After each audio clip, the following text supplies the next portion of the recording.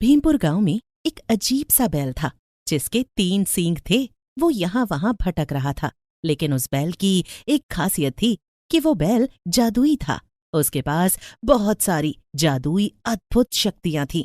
लेकिन फिर भी अपनी शक्तियों को छुपाए वो बैल यहाँ वहां भीमपुर गांव में भटक रहा था।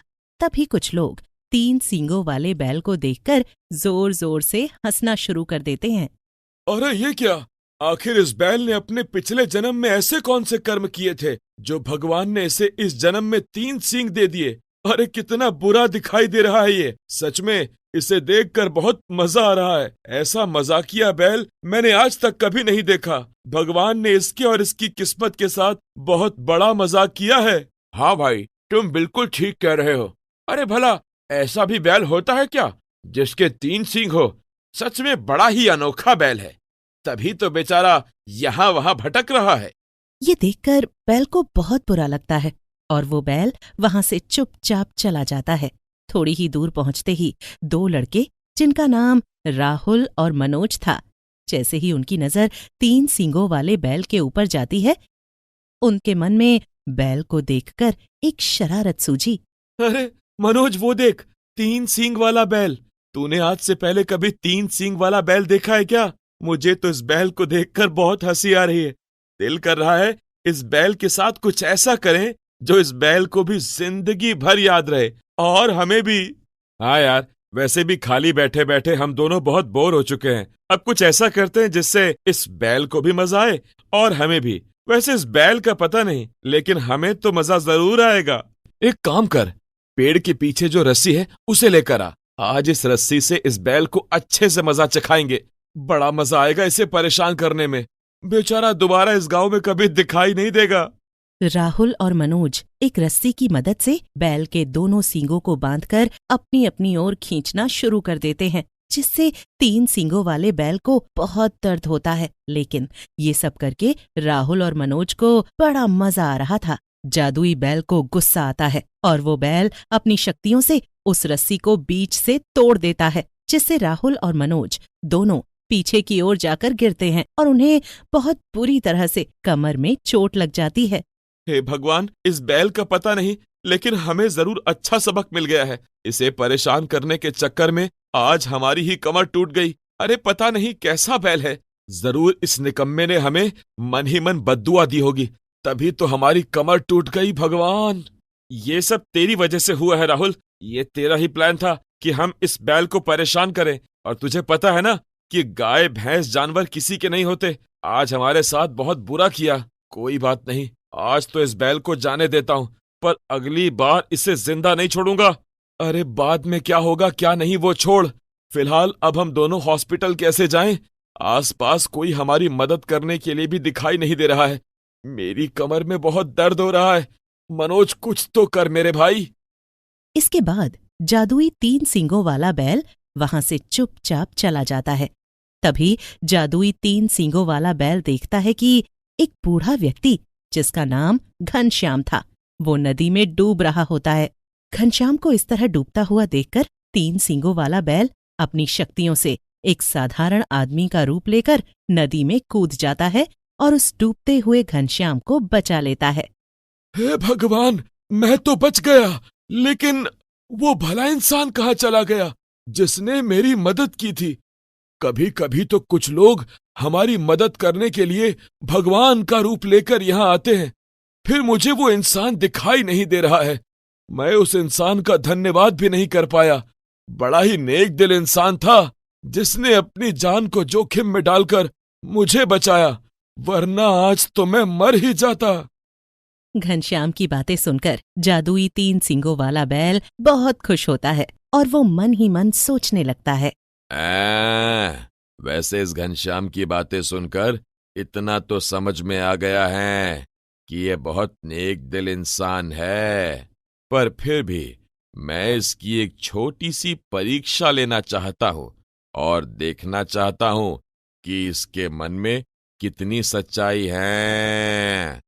जादुई 3 सींगों वाला बैल अपने आप को अपाहिज और घायल बनाकर घनश्याम के सामने जाता है।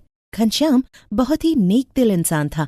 अपनी आंखों के सामने अपाहिज और घायल तीन सींगों वाले बैल को देखकर घनश्याम से रहा नहीं जाता और वो बैल के पास आता है। हे भगवान, इस बेचारे को कितनी चोट लगी है, कितना तड़प रहा है दर्द में। ये बेजुबान जानवर तो किसी से अपना दर्द बता भी नहीं सकता। अब मैं क्या करूं, कैसे इसके दर्द को खत्म करने की कोशिश करूं? एक काम करता हूं, मैं इसे घर ले जाता हूं, शायद बच्चों से ही इसकी मदद करने के लिए कुछ उपाय मिल जाए। घनश्याम जादुई तीन सींगों वाले बैल को अपने साथ अपने घर लेकर जाता है, लेकिन घनश्याम के घर पर उसके दो बेटे थे, विजय और कमल, और उनकी पत्नियां सीमा और ज्योति। वो चारों बाहर आते हैं और घनश्याम से कहते हैं, ये सब क्या है पिताजी? कहाँ मिला आपको ये बैल, और आप इस बैल को यहाँ लेकर क्यों आए हो? बच्चों, तुम सब मुझ पर गुस्सा मत करना। जब मैंने इस बैल को परेशान देखा तो मैं खुद को रोक नहीं पाया। बस इसीलिए इसकी मदद करने के लिए मैं इसे यहाँ ले आया। देखो ना, ये बेचारा अपाहिज है, ठीक से चल फिर भी नहीं पाता और ऊपर से घायल भी है। मुझे ऐसा लगता है कि हमें इसकी मदद करनी चाहिए। इस वक्त इसे हमारी बहुत जरूरत है। आपका दिमाग तो ठीक है ना पिताजी?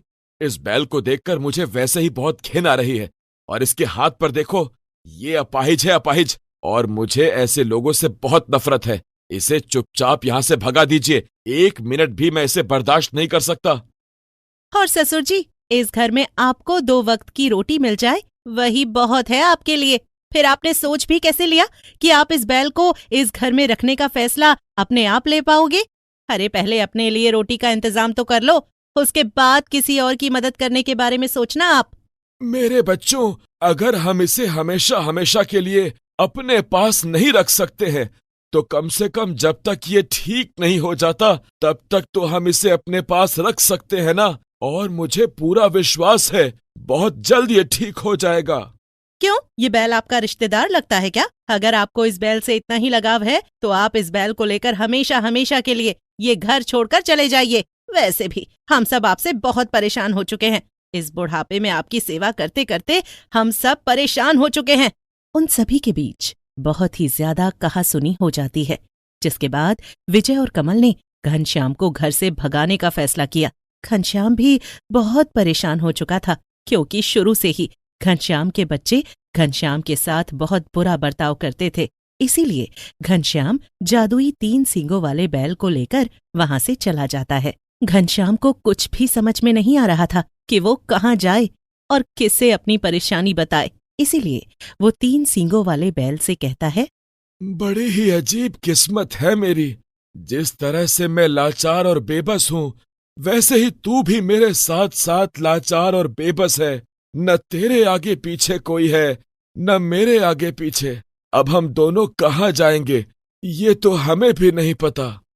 घनश्याम को क्या पता था कि वो जादुई बैल है। इसीलिए जादुई बैल जानबूझकर अपने और घनश्याम के रास्ते में एक सुंदर सा मकान बनाकर तैयार कर देता है। जाते जाते घनश्याम को वही सुंदर मकान दिखाई देता है। मकान देखकर घनश्याम बैल से कहता है, जरा इस मकान को तो देखो, ये मकान कितना सुंदर है। पर मुझे नहीं लगता कि इस मकान में रहने वाले लोग हमारी मदद करेंगे। वो कहते हैं ना, जितना सुंदर मकान उतना बदसूरत इंसान का दिल।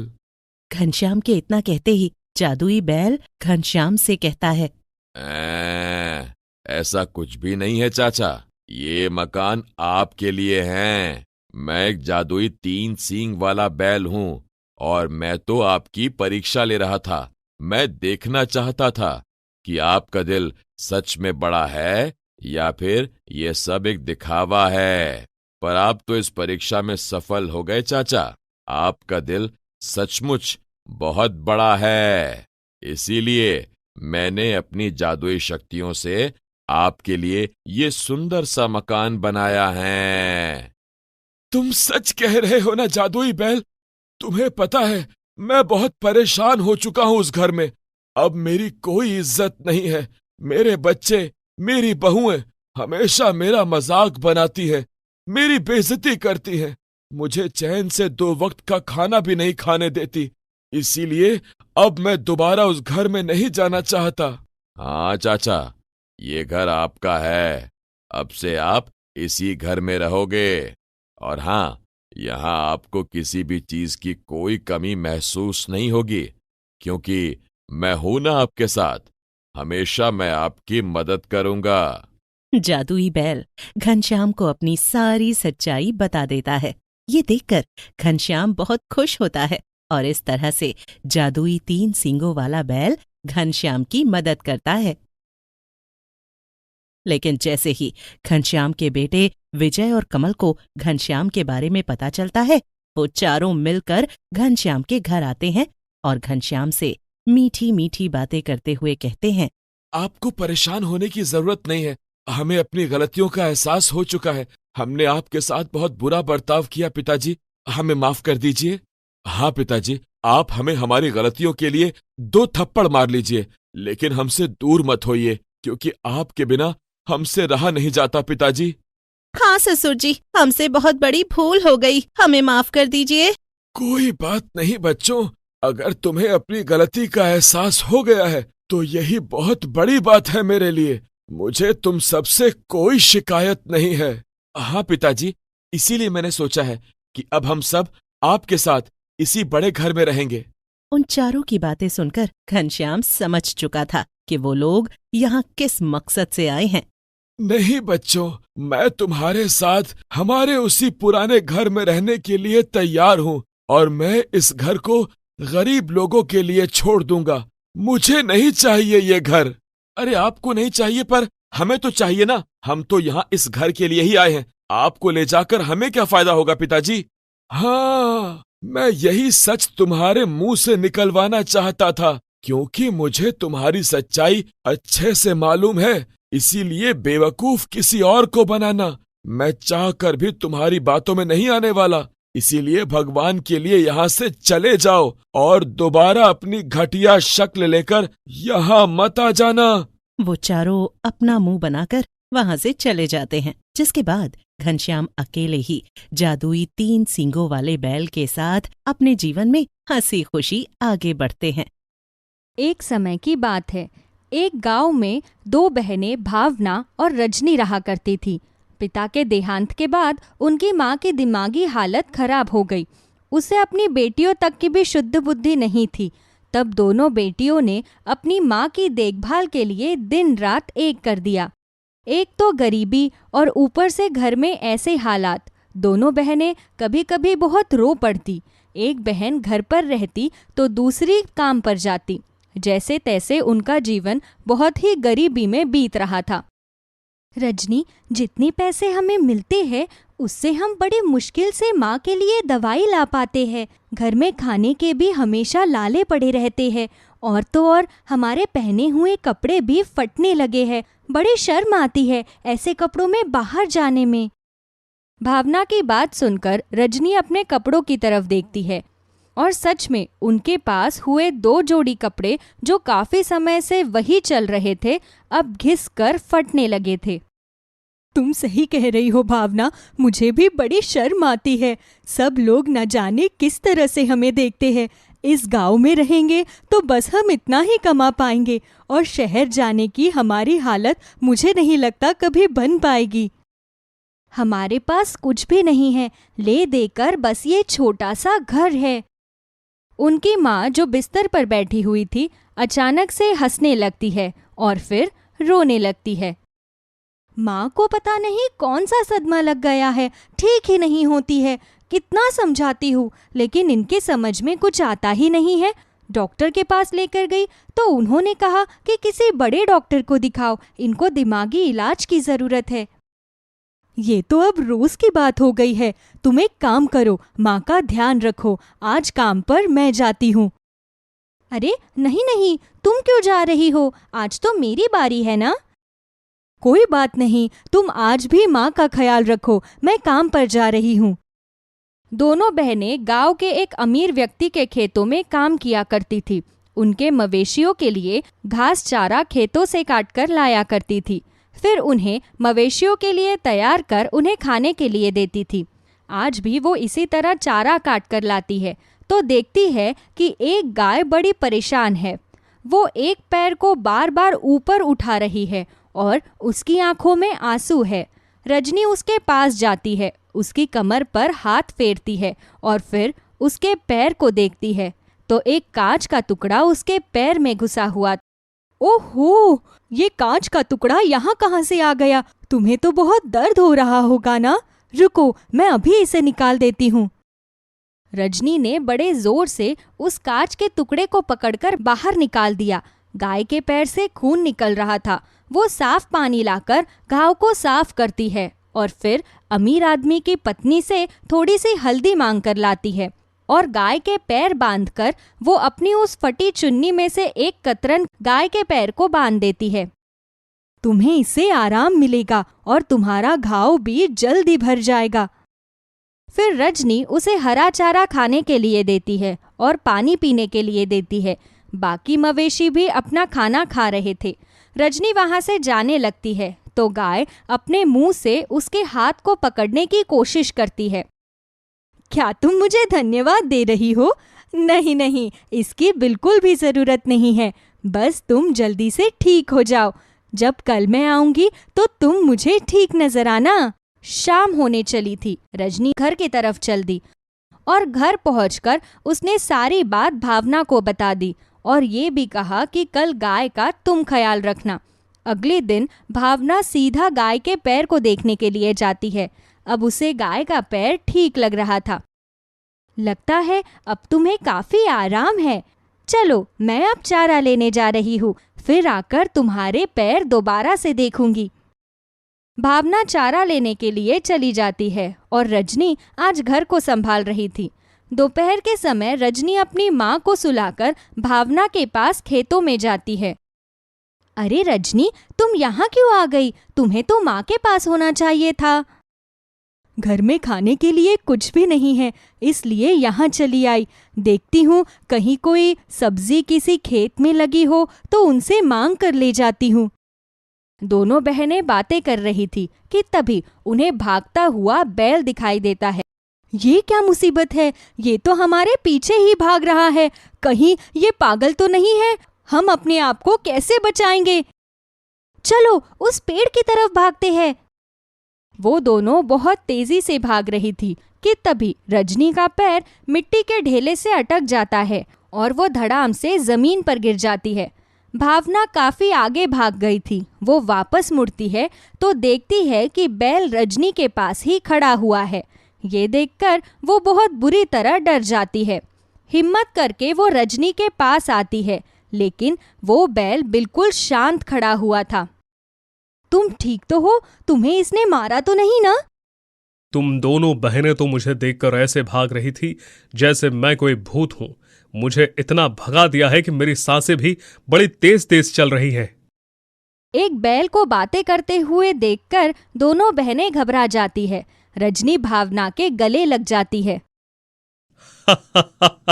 तुम दोनों तो डर गई। तुमने आज से पहले किसी बैल को बात करते हुए नहीं देखा होगा। घबराओ नहीं, मैं एक जादुई बैल हूं और मैं बात कर सकता हूं। एक जादुई बैल? क्या तुम सच में जादुई बैल हो या कोई जादूगर हो या बहरूपिया हो जिसने रूप बदल लिया हो? नहीं, बिल्कुल नहीं। मैं एक जादुई बैल हूं। कल मैं बहुत दूर चला गया था। मुझे वापसी में बड़ा समय लग गया और जब मैं आया तो मेरी माँ दर्द से छटपटा रही थी। तुम लोगों ने ही तो मेरी माँ की मदद की थी। तुम लोगों ने उनकी देखभाल की। जिसके पास वो रहती हैं उस मालिक ने उन्हें देखा तक भी नहीं। मैं तो तुम लोगों को यहाँ पर धन्यवाद देने के लिए आया था। अरे नहीं नहीं, इसमें धन्यवाद वाली कोई बात नहीं है।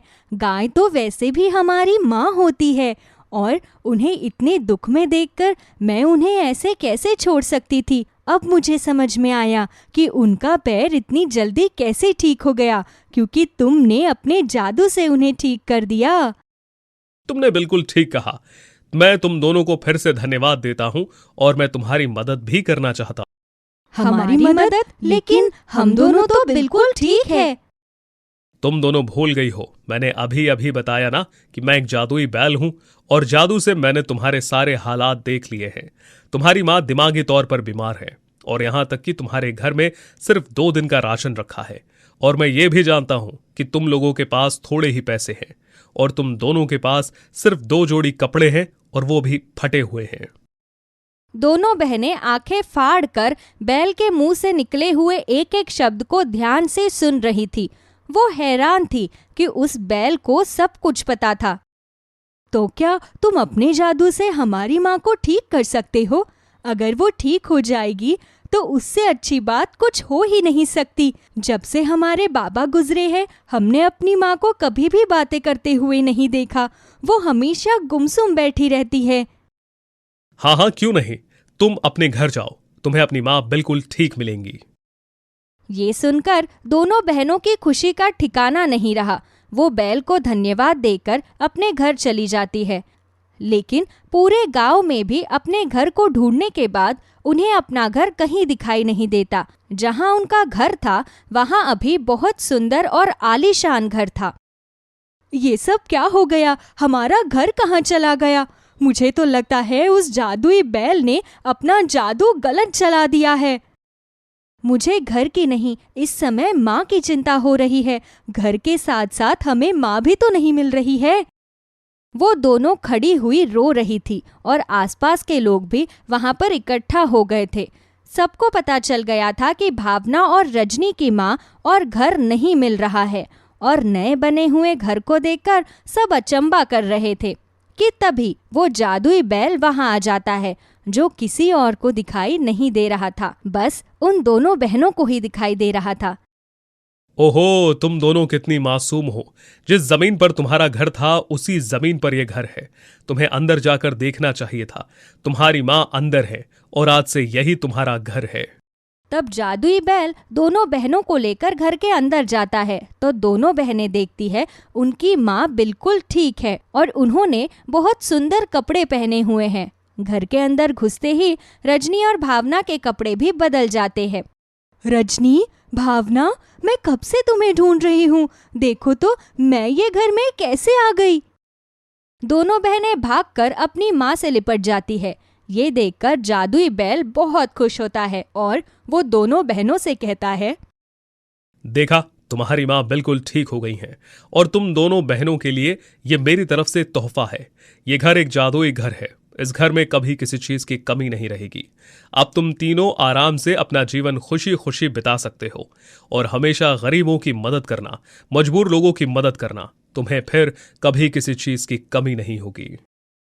भावना और रजनी दोनों बहुत खुश थी। वो बैल को धन्यवाद देती है और उनकी माँ हैरानी से उस जादुई बैल को देख रही थी। माँ, इतना हैरान मत हो, ये एक जादुई बैल है और इसी की मदद से आप ठीक हुई हो और ये घर भी बदल गया है। सारे गांव में भावना और रजनी को मिले हुए जादुई बैल की खबर फैल जाती है। उन दोनों का घर जादुई घर है, ये सुनकर सभी गांव वाले हैरान थे।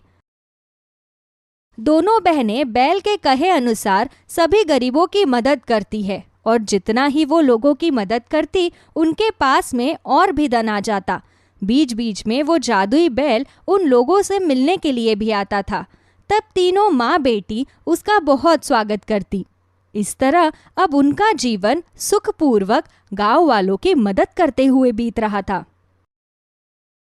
गणपत एक गरीब किसान था और उसके परिवार में उसकी पत्नी और उसकी 2 बेटियां और एक बेटा था। घर में आजकल उसकी बड़ी बेटी नीलम की शादी की तैयारियां जोर शोर से चल रही थी। बहुत समय से थोड़ा थोड़ा सामान जोड़कर उन लोगों ने उसके दहेज का काफी सामान तैयार कर लिया था। शादी को सिर्फ 2 महीने बाकी थे। सुनो जी, थोड़े बहुत पैसे दे देना, कुछ सामान रह गया है। मैं सोच रही थी कि कल दोनों बेटियों को लेकर बाजार चली जाती हूँ। नीलम के ससुराल वालों के लिए कुछ सामान लेना है। ठीक है भाग्यवान, पैसे तो मैं तुम्हें दे दूंगा, लेकिन थोड़ा हाथ खींचकर काम करना। आप तो ऐसे कह रहे हो जैसे कि मैं फिजूल खर्ची करती फिर रही हूँ। नीलम और उसकी बहन शालू अपनी माँ के साथ बाजार जाती है और वहां पर सुंदर सुंदर अपने लिए 2-4 जोड़ी कपड़े पसंद कर लेती है। कुछ सामान गणपत की पत्नी नीलम के ससुराल वालों के लिए लेती है। रात को सभी लोग खाना खाकर सो जाते हैं, लेकिन अगली सुबह उन सब लोगों के लिए एक आफत की सुबह थी। जब उनकी आंख खुलती है तो वो सब हैरान हो जाते हैं। उनके घर में चोरी हो गई थी। शादी का जितना भी सामान घर में पड़ा था वो सब चोरी हो गया। ये सब देखकर गणपत और उसकी पत्नी अपना सर पकड़कर बैठ जाते हैं। हे भगवान, ये कैसा दिन दिखाया। शादी को 2 महीने रह गए हैं और सारा सामान चोरी हो गया। अब नीलम के ससुराल वालों से क्या कहेंगे। चीखने चिल्लाने रोने धोने से भी अब कुछ नहीं होने वाला। मैंने पुलिस में कंप्लेंट करा दी है। पता नहीं चोरों ने ऐसा आखिर रात को हमें क्या सुंघा दिया कि हमारी आंखें नहीं खुली। बाबा, अब क्या होगा? इतनी मुश्किल से पाई पाई जोड़कर इतना कुछ किया था और अब फिर से जीरो पर आ गए। मुझे तो खुद कुछ समझ में नहीं आ रहा बेटा, क्या करें? शायद इसमें ही भगवान की कोई मर्जी है। नीलम और शालू भी रो रो कर बेहाल हो चुकी थी। घर में हर तरफ मातम पसरा हुआ था। तभी उनके दरवाजे पर एक साधु महाराज आते हैं और वो दक्षिणा मांगते हैं। जो हो गया सो हो गया। दर पर आए हुए साधु को खाली हाथ नहीं भेजना चाहिए। देख, तेरे पास कुछ रखा हो तो दे दे। बहुत टटोलने के बाद गणपत की पत्नी को 10 रुपए मिलते हैं और वो साधु महाराज को देते हुए, ये लो महाराज। बेटी, मैं ये दक्षिणा नहीं लूंगा। तेरा मुंह देखकर लग रहा है जैसे कि तू बड़े बेमन से मुझे ये दक्षिणा दे रही है। ऐसी दक्षिणा का मैं क्या करूंगा? नहीं नहीं साधु महाराज, ऐसी कोई बात नहीं है। मैं अपनी इच्छा से आपको ये दे रही हूँ। वो तो बस घर में आज इतना बड़ा पहाड़ टूट पड़ा है, कुछ समझ में नहीं आ रहा। ओहो, लगता है कोई अनहोनी हुई है। क्या कोई गुजर गया? कोई गुजर जाता तो सबर हो जाता। यहाँ तो बेटी की शादी का जोड़ा हुआ सारा सामान चोरी हो गया। ये कहकर वो रोने लगती है। साधु वो 10 रुपए उसके हाथ से ले लेता है और अपनी झोली में रख लेता है। तभी वो अपनी झोली में से एक छोटी सी सफेद रंग की पोटली निकालता है। जो होना था सो हो गया पुत्री। अब रोने से कुछ भी वापस नहीं आने वाला, लेकिन तुम्हारा वक्त जरूर सही आएगा। तूने मुझे इतने प्यार से दक्षिणा दी है, ये ले मेरी तरफ से आशीर्वाद। गणपत की पत्नी रोते रोते ही सर झुका लेती है। तभी साधु महाराज उसका हाथ पकड़कर आगे करते हैं और उस पर वो सफेद रंग की पोटली रख देते हैं और आशीर्वाद देकर वहां से चले जाते हैं। गणपत और उसकी पत्नी और प्रमोद जाकर नीलम के ससुराल वालों को सारी घटना से अवगत कराते हैं। अब बस भी करो भाई साहब, 6 महीने पहले से आपने सगाई करके शादी को रोका हुआ था और अब आखिरी वक्त पर आप कह रहे हो कि घर में चोरी हो गई। भला ऐसा भी कभी होता है? मुझे तो लगता है कि आप लोगों का मन ही नहीं है शादी का। नहीं नहीं बहन जी, ऐसी तो कोई बात नहीं है। लड़की का बाप हूँ, कितने दिन तक लड़की को घर पर रख लूंगा। मैंने पूरी तैयारी कर ली थी, लेकिन चोर सब कुछ ले गए। नीलम के ससुराल वालों को उनकी बात पर यकीन नहीं हो रहा था। वो उनके साथ बुरा व्यवहार करते हैं। गणपत अपने बेटे के साथ अपना सा मुंह लेकर वहां से वापस आ जाता है। रास्ते में ही गणपत के खेत पड़ते थे। वो देखता है कि हाथी का एक झुंड उसके खेतों को पूरी तरह नष्ट कर चुका है। वो हाथियों को भगाना तो चाहता था, लेकिन वो कुछ कर नहीं पाया। उसका मन वैसे ही उदास था और हाथियों का कोई भरोसा नहीं था कि वो कब हमला कर दे। गणपत अपने बेटे के साथ घर आ जाता है। हे भगवान, लगता है तेरे मन से दया ममता सब खत्म हो गई है। कल मेरे घर चोरी हुई और आज मेरा पूरा खेत खत्म हो गया। अगर तू चाहता है कि हम लोग मर जाएं तो हम वैसे ही मर जाएंगे, पर इतने कष्ट के दिन मत दिखा भगवान। अपने पिता को इस तरह बिलबिलाते हुए देखकर नीलम और शालू, बाबा आप इस तरह रोते हुए बिल्कुल भी अच्छे नहीं लग रहे। शादी ही तो है, इस साल नहीं हुई तो क्या हुआ। हाँ बाबा, आप इस तरह रोते हुए बिल्कुल भी अच्छे नहीं लग रहे। हम सब मिलकर काम करेंगे और अपने दिन वापस से अच्छे कर लेंगे। मेरी प्यारी बेटियों, मैं जानता हूँ मेरा परिवार मेरे बुरे वक्त में कभी मेरा साथ नहीं छोड़ेगा, लेकिन मुझे बहुत दुख है कि मैं अपनी जबान से झूठा हो गया। नीलम के ससुराल वालों को लग रहा है कि हम जानबूझकर शादी नहीं कर रहे। अगले दिन सुबह गणपत अपने खेतों के लिए निकल रहा था कि तभी गणपत की पत्नी उन्हें आवाज देती है, फसल तो सारी खराब हो गई, अब हम लोग क्या करेंगे।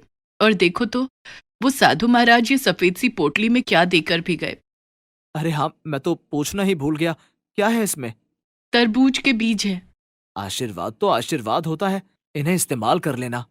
कौन इन बीजों के छिलकों को उतारेगा। आप एक काम करो, इन्हें अपने साथ खेतों में ले जाओ, वहीं बिखेर देना। कोई बेल वेल में एक आध तरबूज लग जाएगा तो घर के काम आ जाएगा। गणपत वो बीज लेकर अपने खेतों में चला जाता है। वो अपने खेत के चारों तरफ बाड़ा बना देता है। खराब फसल को हटाने के बाद वो हल जोत कर अपनी जमीन को फिर से उपजाऊ बनाता है। उसे समझ नहीं आ रहा था कि वो कल खेतों में आकर किस चीज के बीज इस जमीन में डाले। वो इसी उधेड़ बुन में खेत के इधर से उधर घूम रहा था और उसे पता ही नहीं चला कि कब उसकी जेब से वो तरबूज के बीज बिखर कर खेत में गिर गए। कल मैं अपनी जमीन बीज उठाऊंगा, ऐसा सोचकर वो घर को चला गया। बाबा, मैं शहर से सब्जियों के बीज लेकर आया हूँ। अब तो हमारे लिए बस यही एक सहारा है।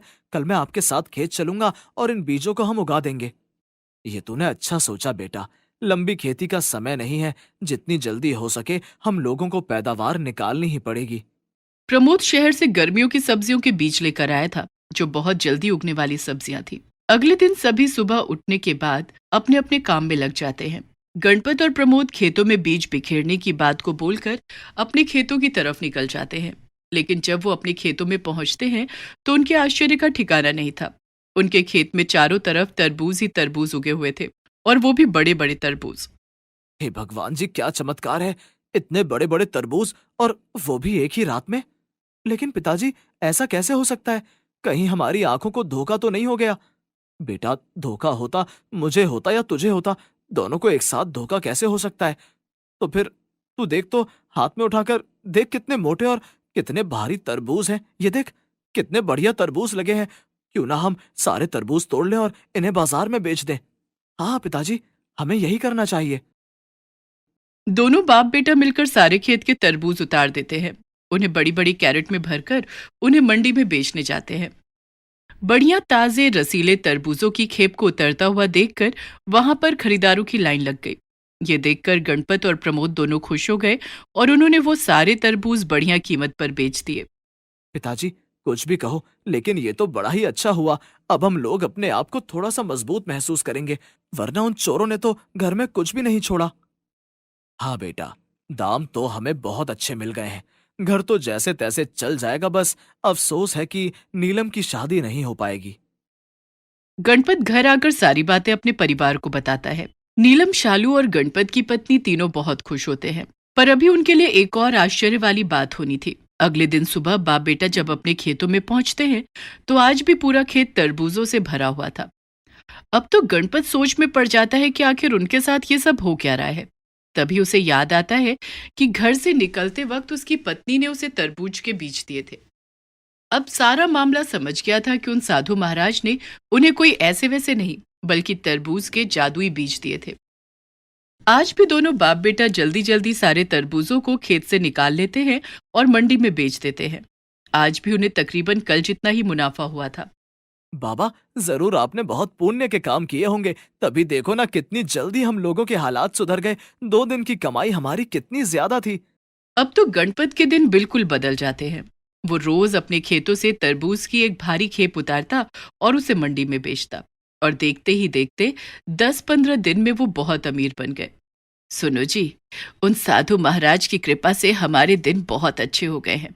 चलो ना, कल हम नीलम की ससुराल चलते हैं और तय समय पर ही उसकी शादी करते हैं। तूने तो मेरे मुंह की बात छीन ली। हाँ हाँ, क्यों नहीं, हम कल ही जाकर वहां पर बात करते हैं। अगले दिन गणपत अपनी पत्नी और बेटी के साथ नीलम की ससुराल जाते हैं और तय समय पर शादी करने की बात कहते हैं। पहले तो उसके ससुराल वाले हैरान होते हैं, फिर सोचते हैं कि लड़की वाले हैं, कहीं ना कहीं से इंतजाम कर लिया होगा। और उधर गणपत दिन रात सुबह शाम उस साधु महाराज को दिल ही दिल धन्यवाद दे रहा था, जिनकी वजह से वो 2 महीने में ही जादुई तरबूज बेच बेच कर बहुत अमीर हो जाता है। नदी किनारे एक छोटा सा गांव था। उसी गांव में रतन नाम का एक लड़का रहता था। उसके परिवार में उसके माता पिता और एक छोटी बहन थी। रतन के पिताजी को लकवा था, इसलिए वो बिस्तर पर ही रहते थे, और उसकी माँ पूरा दिन अपने पति की तीमारदारी या घर के कामों में लगी रहती थी। रतन की बहन की शादी की उम्र हो चुकी थी, लेकिन गरीबी के कारण वो अभी भी घर पर ही थी। गर्मी की बात है, एक दिन रतन काम से लौट रहा था। उसे बहुत तेज प्यास लगी थी। वो आसपास देखता है, लेकिन वहां कोई कुआं या जलाशय नहीं था। तभी उसे एक आदमी आता हुआ नजर आता है, जिसके पास टोकरी में 4-5 तरबूज थे। तरबूज को देखकर रतन का मन तरबूज खाने का करने लगता है, लेकिन वो अपनी जेब में हाथ डालता है तो उसमें सिर्फ 5 रुपए पड़े थे। बड़ी जोरों की प्यास लगी है। अगर मैं तरबूज वाले से कहूं कि वो मुझे एक तरबूज दे दे, तो वो बगैर पैसों के तो देगा नहीं, और घर भी अभी बहुत दूर है। क्या करूं, क्या ना करूं। तभी वो तरबूज वाला आदमी रतन के बिल्कुल पास आ जाता है।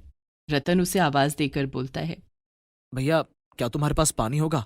नहीं नहीं, मेरे पास पानी नहीं है, तरबूज है, चाहिए क्या? नहीं भैया, मेरे पास पैसे नहीं है, प्यास लगी थी बस इसलिए पूछ लिया। हाँ भैया, आज तो गर्मी भी कुछ गजब की है। कोई बात नहीं, खाते कमाते रहेंगे, तुम ये तरबूज लो, कभी मिले तो पैसे दे देना। भगवान तुम्हें बहुत तरक्की दे भैया, कसम से हलक सूख रहा था। लो भैया, ये तरबूज लो और अपनी प्यास बुझाओ। रतन उस आदमी से तरबूज ले लेता है। उसके बाद वो वहां बैठकर उस तरबूज को तोड़ने ही वाला था कि तभी उसे अपने परिवार का ख्याल आ जाता है। नहीं नहीं, मैं यहाँ बैठकर ये तरबूज नहीं खा सकता। मेरे परिवार में भी तो कितने समय से कोई फल नहीं खाया गया है। ऐसा करता हूँ, थोड़ी तेज कदमों से चलता हूँ, आज सब मिलकर बैठकर ये तरबूज खाएंगे। तभी रतन हिम्मत करके तेज कदमों से घर की तरफ चल पड़ता है।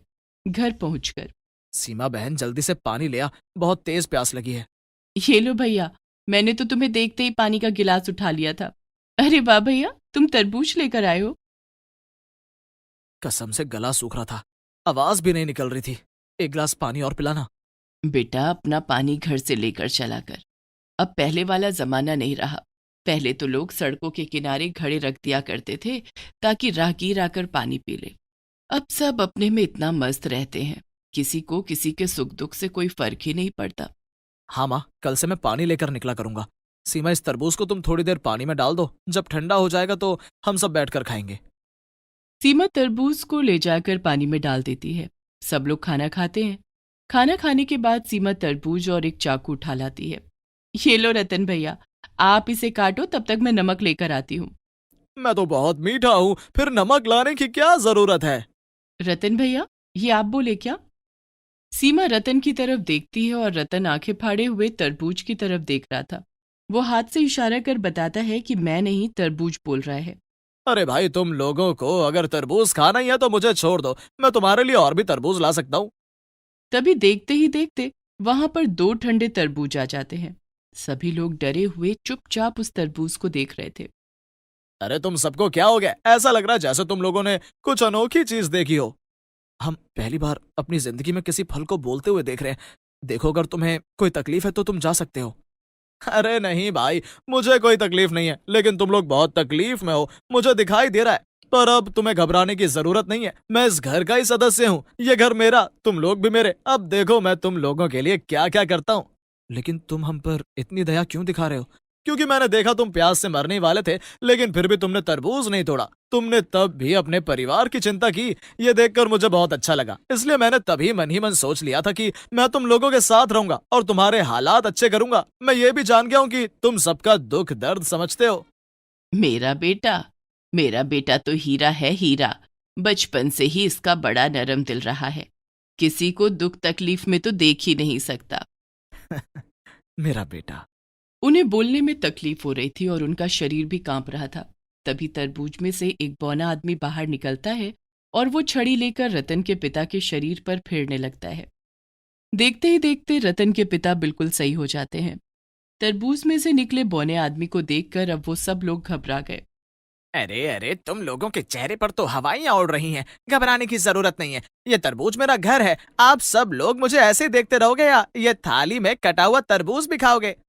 सभी लोग थोड़ी देर में अपने आप को संभाल लेते हैं और फिर सारा परिवार बैठकर तरबूज खाता है।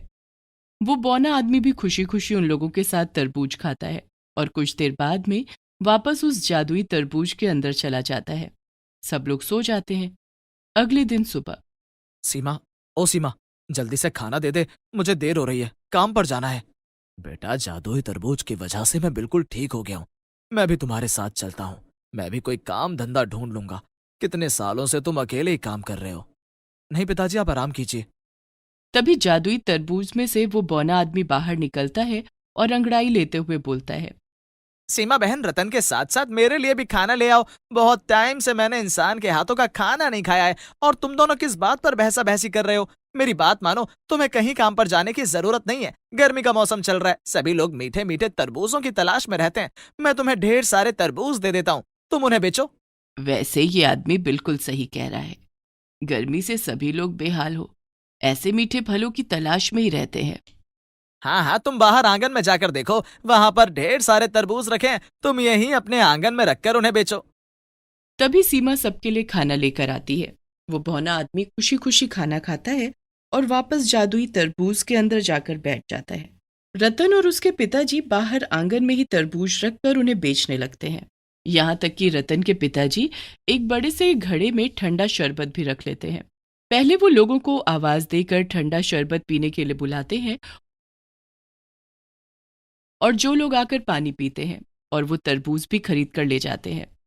शाम होते होते सारे तरबूज बिक जाते हैं और आज उन्हें बहुत अच्छा मुनाफा भी होता है। कैसा लग रहा है रतन अपना काम शुरू करके? बहुत अच्छा लग रहा है। तुम्हारा शुक्रिया मेरे दोस्त। ये सब कुछ तुम्हारी वजह से ही हो पाया। लेकिन तरबूज तो केवल गर्मियों तक ही रहते हैं, उसके बाद मैं क्या करूंगा? तुम उसकी चिंता मत करो, बहुत सारे ऐसे काम हैं जो तुम कर सकते हो। तभी वो बौना आदमी तरबूज में से बाहर आता है। हाँ बेटा, सोच तो हम भी बहुत समय से रहे हैं, लेकिन तुम तो हमारे घर के हालात देख ही रहे हो। यहाँ खाने को दाना तक भी नहीं है, फिर बेटी की शादी के बारे में कैसे सोचें? जादुई तरबूज के होते हुए अब तुम्हें चिंता करने की जरूरत नहीं है माँ। तभी तरबूज में से रोशनी बाहर आती है और घर की चारों दिशा में घूमने लगती है। देखते ही देखते घर के अंदर सारी चीजें आ जाती हैं। सीमा भी सुंदर कपड़ों में खड़ी हुई थी। घर भी सुंदर बन चुका था। हे भगवान, मेरी आंखें ये क्या चमत्कार देख रही हैं। इस घर की तो काया ही पलट हो गई। अब तो हम अपनी सीमा की शादी धूमधाम से करेंगे। हाँ पिताजी, हम गांव के सभी लोगों को सीमा की शादी में निमंत्रण देंगे। अरे वो सब तो तुम लोग बाद में करना, पहले सीमा के लिए कोई बढ़िया रिश्ता तो आने दो। तभी दरवाजे पर दस्तक होती है। रतन दरवाजा खोलता है तो बाहर एक औरत खड़ी हुई थी। अरे रास्ता रोककर क्यों खड़ा हुआ है? मेरे को मेरी बहन से मिलना है, हट सामने से। अरे रज्जो, इतने सालों बाद कहाँ थी मेरी बहन? बस मैं दूसरे शहर चली गई थी, वहीं पर ही मैंने अपना परिवार बना लिया। तेरी बड़ी याद आई तो मैंने गांव में जाकर पता किया, फिर पता चला तेरी शादी तो इस गांव में हुई है। बस लोगों से पूछते पाछते तेरे पास आ गई। तेरे घर के ठाट बाट देखकर मुझे बड़ी खुशी हो रही है। मुझे तो तुझे देखकर बहुत खुशी हो रही है। आ मेरी बहन, बैठ। रतन की माँ अपने परिवार से अपनी बहन को मिलाती है। सीमा सबके लिए खाना लेकर आती है। तभी रतन की मौसी अपनी बहन से कहती है कि उनके गांव का जमींदार का बेटा बहुत ही मेहनती, ईमानदार और सजीला नौजवान है। उसके माता पिता उसके लिए एक सुंदर लड़की ढूंढ रहे हैं। मैं सीमा के बारे में उनसे बात करूंगी। दोनों बहनें आपस में मिलकर बहुत देर तक बातें करती हैं। फिर मौसी चली जाती है और कुछ दिन बाद वो अपने गांव के जमींदार के साथ वापस आती है। दोनों परिवार आपसी सहमति से सीमा का रिश्ता तय कर देते हैं और फिर धूमधाम से जादुई तरबूज की मदद से रतन अपनी बहन की शादी कर देता है। अब बताओ मेरे दोस्त रतन, तुम्हें कैसा लग रहा है? मैं बहुत खुश हूँ। बस अब मैं चाहता हूँ कि मेरे गांव में किसी को भी किसी भी चीज की जरूरत पड़े, बस तुम वो पूरी कर देना। और उसके बाद रतन जादुई तरबूज की मदद से यदा कदा लोगों की मदद करता रहता था।